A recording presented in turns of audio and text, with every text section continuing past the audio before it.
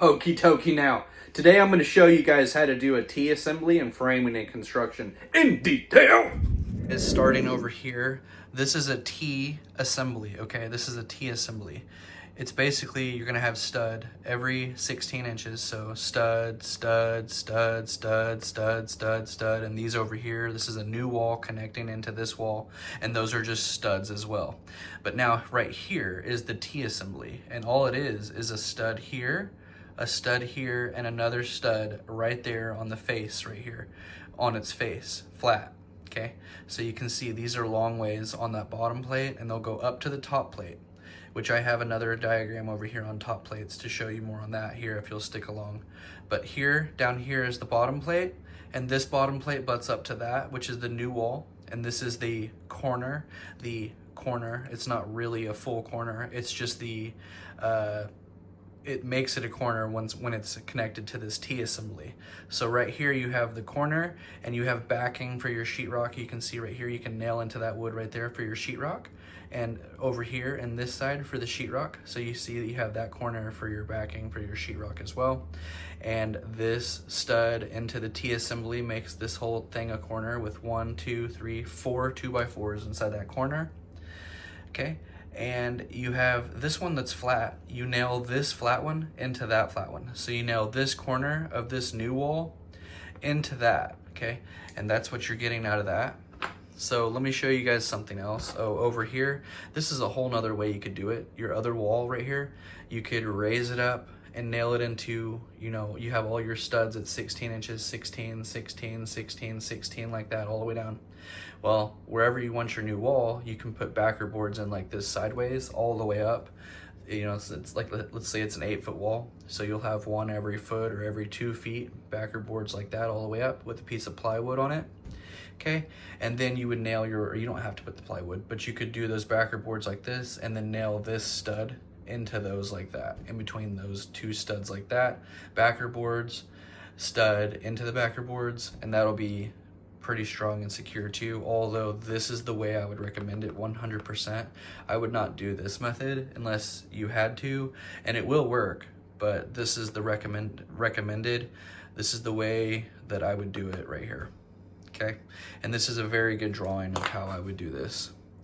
Now let me show you guys something else. You can see right here inside this diagram, this is another diagram on that same page, but this is a top plate and how they're marking that top plate to lay out the wall. So here's the top plate, here's the bottom plate, the sole plate, but there's a top plate and a bottom plate, okay? And then you have all your studs at 16 inches, and they've marked them all out, centered at 16, centered at 16, centered, centered, and all the ones that are centered at 16 inches are with a C, centered, okay? And right here, this is a T assembly, T framing for attachment for a partition, but this is framing for a new wall. That's that T. You have the 2x4 over here, 2x4 over here running down that top plate, and you would throw a couple of screws in, boom, boom, boom, boom, and then boom, boom inside that plate. So you'd have 2, 4, 6 3-inch nails or 3-inch screws right there on that. And here on the top plate, same thing, 1, 2, and then that flat one right there. And then you would actually put the boards in on those marks, and it would look like the other drawing that we just went to down. Let me scroll down really fast, and it would end up looking like this, okay? So you put your marks on the top plate and the bottom plate, how to mark your wall, and then you throw all your studs in on those marks, which are these marks right here. And you get that, what we ended up with, except for this part right here, they're showing you more in depth on that corner. Okay, so this is not the corner, but the T assembly. Okay, which is, like I said, it's actually very hard to draw this, so I'm gonna show you guys in depth several things to give you an idea. So this is the drawing of laying out the wall, and you can see it's that same shape that we have right here, okay, across that top plate. And this is from looking up, looking down from the sky, okay?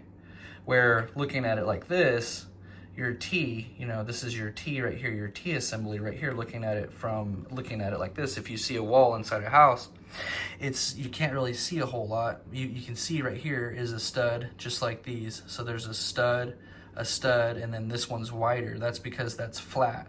That's a flat stud in between those. That's what you're gonna nail your new wall into, okay? And you can throw those nails in every 8 inches or 10 inches. So you'll throw a nail in here, here, here, here, and here at the bottom for your new wall, going into your new wall, okay? And this is an exterior wall, probably because there's a rough opening for a door and there's a window right here. So this is probably an exterior wall, your T coming from your exterior wall, and then that wall will run towards us this way like that, but you can only see it in a drawing like that, okay? And then here is those 2 examples like this. I'm also going to show you guys something else. One second. So you can see here, this is the T assembly in real person, like not real person, but this is what it would look like in real life.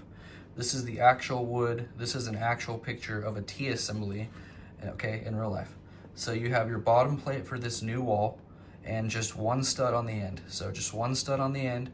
That's your corner because it's into the T assembly, making it very sturdy with the 4 2x4s right there in the corner, or not corner, but it makes a corner over here and a corner over here. But anyway, this wall, when it butts into that wall, it makes it very sturdy like a corner, okay? But it's not a corner, it's a T assembly. Corners also have 4 studs. So a T assembly is 4 studs and a corner is 4 studs. And we just went over how a corner is laid out just the other day.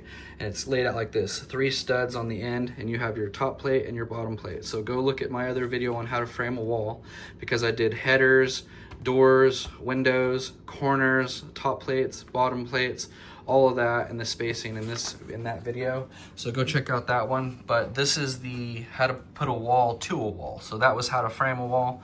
This is how to frame another wall and connect it into to the wall you already framed, like when you're building a house. So this is what it would actually look like. You would take that new wall, and on the other side of this 2x4, that's why I have to show you several different things, because on the other side of this 2x4 is like what we just looked at over here. So you can see they did this one shorter than that one, so you can see this is what it looks like, okay, on those, and it goes all the way up to the top plate, of course. All these boards would go to the top plate, but they do it these different lengths to make it easy to understand.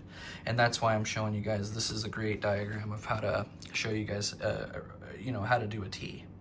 So this stud on the end of that corner, which it looks like this on the other side, the only thing you can't see, if you go back and forth, the only thing you can't see in this is this board right here, which is why they did the stair step method, so you can see it in this drawing, okay?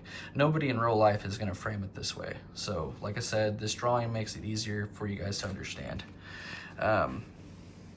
So hopefully that makes sense, and I'm gonna go ahead and move on forwards to that other drawing of it in real life. Okay, this is it in real life right here. This is exactly what it would look like. Bottom plates to bottom plates, double top plates. But at the top plate, I'm gonna show you guys another diagram right now of what this would actually look like at the top plate. So you can see here, this is what it would look like at the bottom plates. This one just meets up to that one and butts up to it. And this board right here just butts up to that other T assembly, and you would put nails in it all the way up like that. And then you also have something to screw your sheetrock in here, something here for this wall, something here for that wall, and then something in that corner for that wall. Now, moving on, okay, here's another diagram of a couple of things I'm going to show you. Here's another way you could do it, just 2 studs like this separated apart with a stud spacer in the middle. Okay, but I wouldn't suggest really doing that. I just really liked how they did this drawing because it's a different angle. And you can see, just imagine there is a flat 2x4. You can also see that this one is not the length of those, but there's still something to nail the sheetrock into. But my point is, if you do it the way I said, which is the other drawing like this, okay, you're gonna have more space to screw your sheetrock into and stuff like that if you do it like this. It's just gonna be a lot easier going forwards, and it's a lot more stronger and durable, just a better way to do it overall than this. So imagine having a flat board in between those. But this drawing gives you a different angle, and you can see it like that, how it all goes together kind of. And then if you go down a little bit, you'll see this is another way you could do it. Just in between the 16-inch studs, wherever your wall is, just put that board sideways like this, and it could be a 2x6, not a 2x4, but a 2x6. That way it's wide enough, you can see, which this is actually pretty clever. It's actually wide enough to where you'll have backing for your sheetrock, okay? And it's just one board instead of, 3. So that was a pretty good idea. And then here's the other method where you go in between the two studs with a backer board and then nail this corner stud into that backer board. But I also don't like that method. So what I would suggest is still doing, basically doing this method right here. This would be the best method. And then the top plate, this is what your top plate would look like on that. So we went over the bottom plate, but the double top plate would look like this. Okay, this is how you would put your screws into the studs. Okay, if this was a stud, I don't know why they didn't put screws right here, but you would put 2 screws just like that into each stud. Each stud gets 2 screws all the way down. Every 16 inches, you'll get 2 screws through the top plate into the studs. And then you can see right here where that new wall comes in, the bottom plate just butts up to the top plates, okay? Or the bottom of the 2 top. This is a double top plate, but the bottom of the double top plate, it just butts up to that bottom of the double top plate on this side. Now the top one, you can see it intersects into this, so you would actually have to cut out the top plate right there when you're doing your markings and laying out that wall, that double top plate for that wall. But this double top plate, the top, goes over like that, and you would put 4 screws in it like that to tie this wall into that wall. And then the bottom plates just interlock like we already looked at in the other drawing. The bottom plates, they just go, the bottom connects to that one like that. You don't have to do no cuts or nothing special. So hopefully this makes sense. And you can see over here, I did some drawings. This is how you would nail your 2 screws in each bottom plate, and each top plate would get 2 screws like that in each stud. And then here's your corner layout like that and all that. So this just gets kind of more confusing, I think. But this was a pretty good... If this video was helpful in any way, go ahead and like it, subscribe to the channel if you like home improvement videos, and I will see you guys next time.